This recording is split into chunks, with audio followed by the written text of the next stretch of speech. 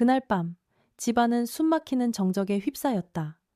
나는 남편에게 등을 돌리고 누워 벽시계의 느릿한 째깍거리는 소리를 선명하게 들었다. 밖에서는 늦겨울의 칼바람이 창문 틈으로 스며들었다. 나는 오늘 밤도 여느 때와 같을 것이라 생각했다. 남편은 깊이 잠들고 나는 일상의 소소한 걱정들로 뒤척이리라고.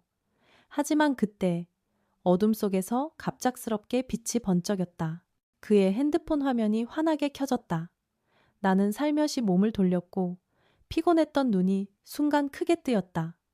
낯선 이름으로부터 온 짧은 메시지 한 줄, 단 몇 글자였지만 심장이 철렁 내려앉았다. 깊은 밤에 오는 메시지는 어떤 것이든 의심스러운데 하물며 내가 전혀 모르는 이름이라니. 나는 순간 마음이 나락으로 떨어지는 것을 느꼈다. 회피하던 눈빛, 늦게 귀가하던 핑계들, 안부를 물을 때마다 어색했던 미소까지. 온갖 나쁜 상상들이 꼬리에 꼬리를 물고 밀려왔다. 혹시 그가 무언가를 숨기고 있는 걸까? 나보다 더 젊고 더 다정한 어떤 여자 때문에 이 작은 집에 더 이상 미련이 없어진 걸까? 나는 이불 끝을 꽉 쥐었고 손가락이 떨렸다. 단 하나의 메시지가 내 세상 전체를 흔들기에 충분했다. 칠흑 같은 어둠 속에서 내 심장이 쿵쿵 먹먹하고 아프게 울리는 소리가 선명했다. 그를 깨워 당장이라도 따져 묻고 싶었다. 하지만 입은 굳게 닫혔고 베개 위로 소리 없는 눈물만 흘러내렸다. 그 순간 나는 깨달았다. 의심은 어쩌면 진실보다 더 무섭다는 것을. 다음 날 아침, 부엌에서는 여전히 미역국과 갓 지은 밥 냄새가 났다. 나는 평소처럼 아침을 차렸고 남편은 식탁에 앉아 말없이 숟가락을 들었지만 시선은 핸드폰 화면에서 떠나지 않았다. 그는 가끔 무언가 생각에 잠긴 듯 미간을 찌푸렸다. 나는 무거운 마음으로 그를 바라보았다. 어젯밤, 나는 진실과 불안 사이에서 허공에 매달린 듯한 기분이었다. 하지만 오늘 아침 내 앞에는 여전히 그 남자, 침착하고 조금은 피곤해 보이는 그가 있었다. 묻고 싶고 모든 것을 터뜨려 버리고 싶었지만 목구멍이 꽉 막혀왔다. 머릿속에는 단 하나의 질문만 맴돌았다. 나는 그에게 아직 중요한 사람일까? 식사는 침묵 속에서 흘러갔다. 숟가락이 그릇에 부딪히는 소리만이 규칙적으로 울리며 내 안에 차오르는 불안감을 두드리는 것 같았다. 나는 그의 손을 힐끗 보았다. 거칠고 굳은 살이 박인 그 손은 내 손을 잡는 대신 핸드폰을 더 굳게 쥐고 있었다. 이 집에서 내가 점점 투명인간이 되어가는 듯한 느낌에 가슴이 아팠다. 오후가 되자 그는 또 급하게 옷을 챙겨 입고 밖으로 나섰다. 회사에 일이 좀 있어서. 익숙하고 짧고 무심한 말. 나는 문 앞에 서서 붉은 노을 속으로 사라지는 그의 뒷모습을 바라보았다. 설명 없는 그의 외출은 이미 위태로워진 내 믿음을 조용히 베는 칼날 같았다. 순간 내가 참 작게 느껴졌다. 친구들은 남편이 레스토랑에 데려가고 생일 선물을 사준다며 자랑하는데 내게는 침묵의 식사와 서둘러 나가는 뒷모습뿐이었다.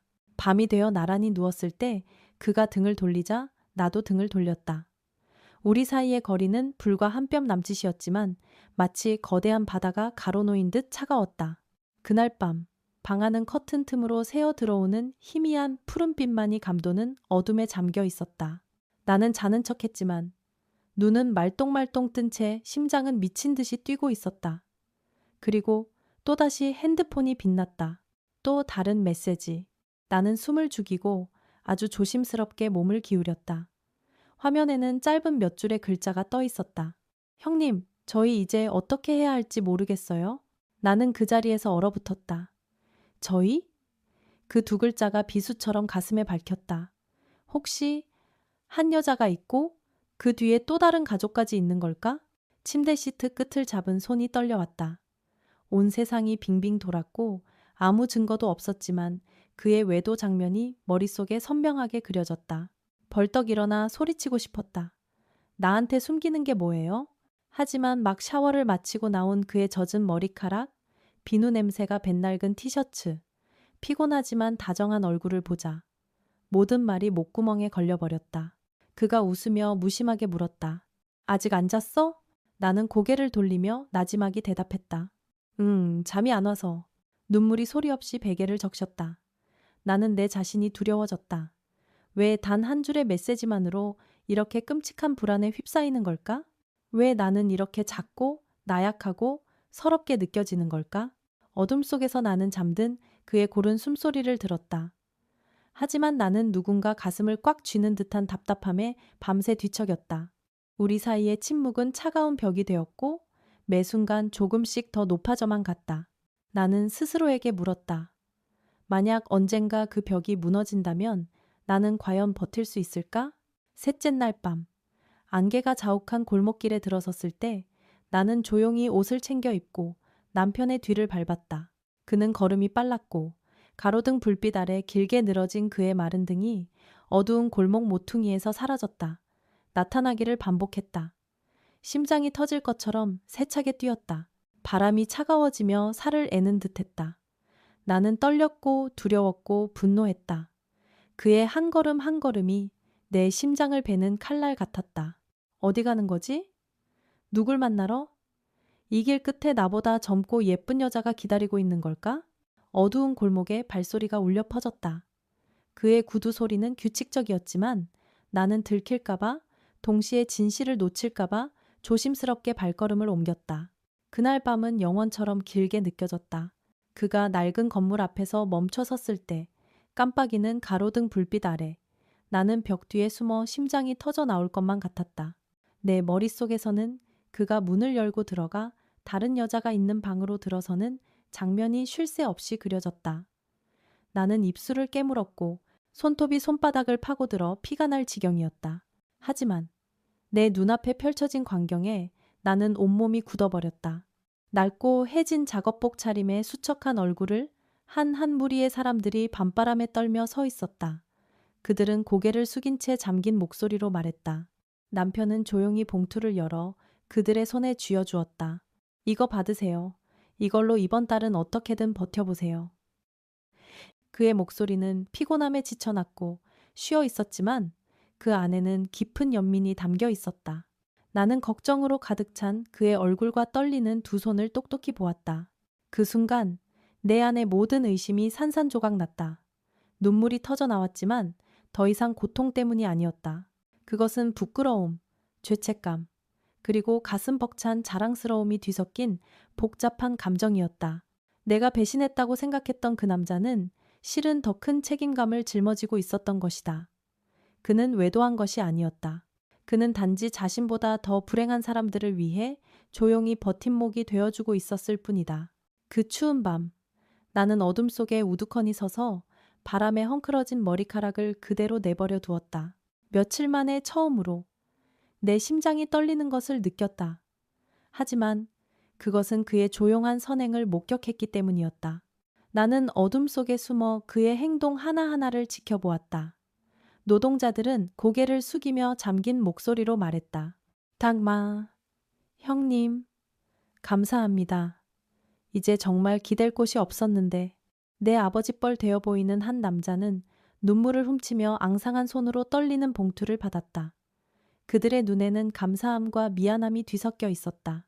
남편은 그저 조용히 고개를 끄덕이며 그들의 어깨를 가볍게 두드렸다. 이 힘든 시기, 어떻게든 버텨봅시다. 다 괜찮아질 겁니다. 그는 무거운 짐을 진 듯 구분 등으로 천천히 돌아섰다. 희미한 가로등 불빛 아래 그는 더 이상 며칠 전처럼 멀게 느껴지지 않았다. 오히려 그는 겨울밤 길 잃은 이들을 비추는 희미한 등불 같았다. 내 마음속에는 온갖 감정이 뒤섞여 차올랐다. 섣불리 의심했던 것에 대한 부끄러움, 곁에 있는 남자를 편협한 시선으로 바라본 것에 대한 자책, 그리고 무엇보다도 아무에게도 공을 돌리지 않으면서 묵묵히 옳은 일을 선택한 남편에 대한 조용한 자부심. 나는 흐느낌을 참기 위해 조용히 손으로 입을 막았다. 눈물이 쉴 새 없이 흘러내려 차가운 바람에 섞였다. 나는 깨달았다. 어떤 사랑은 화려한 꽃다발이나 달콤한 말로 과시할 필요가 없다는 것을. 그 사랑은 작지만 묵직한 의미가 담긴 행동 하나하나에 조용히 존재할 뿐이었다. 그날 밤, 그의 뒤를 따라 집으로 돌아오는 동안 내 마음은 이미 변해 있었다. 의심은 사라지고 그 자리에 따뜻한 빛이 내 마음의 어두운 구석을 서서히 비추기 시작했다. 그날 밤 우리가 집에 돌아왔을 때 그가 앞서고 나는 조용히 뒤를 따랐다. 작은 방은 정적에 잠겼고 문이 조용히 닫히는 소리만 들렸다. 그는 지친 듯 핸드폰을 책상 위에 내려놓고 침대에 몸을 뉘었다. 아무런 설명도 자랑도 없었다.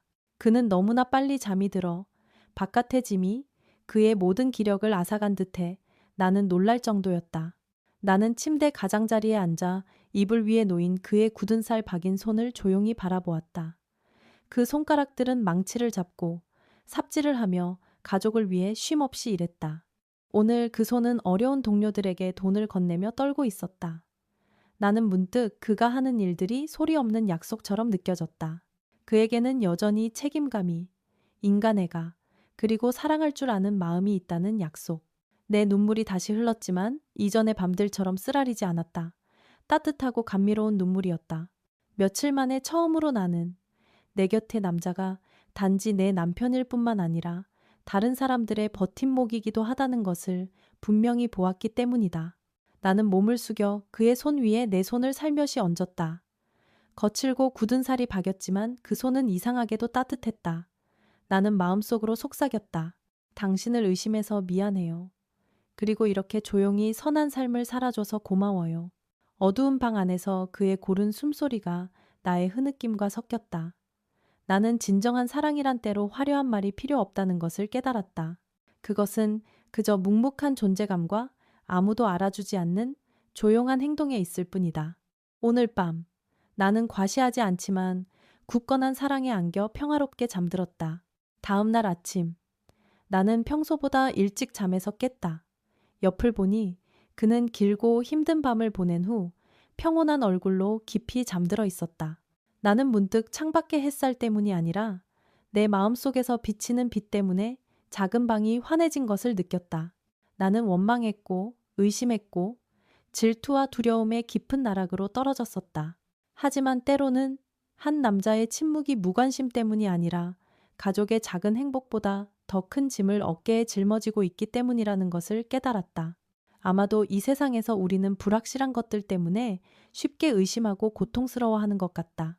하지만 진실이 드러났을 때 비로소 사랑은 달콤한 말이나 반짝이는 선물로 측정되는 것이 아님을 깨닫게 된다. 그것은 믿음으로, 인내로, 그리고 누구도 알아주지 않는 조용한 행동으로 측정되는 것이다. 나는 조용히 미소 지으며 가슴에 손을 얹었다. 더 이상 의심으로 떨리던 심장은 평온과 감사함 속에서 규칙적으로 뛰고 있었다. 아마도 오늘부터 나는 더 많이 신뢰하는 법을, 그리고 사랑이 가장 소박한 모습으로 빛나는 조용한 구석을 바라보는 법을 배우게 될 것이다. 그리고 이 이야기를 보고 있는 분들께 이 메시지를 남기고 싶다. 의심 속에서도 사랑은 가장 조용한 순간에 드러난다. 오늘 당신 곁에 평범한 사람을 믿어주세요.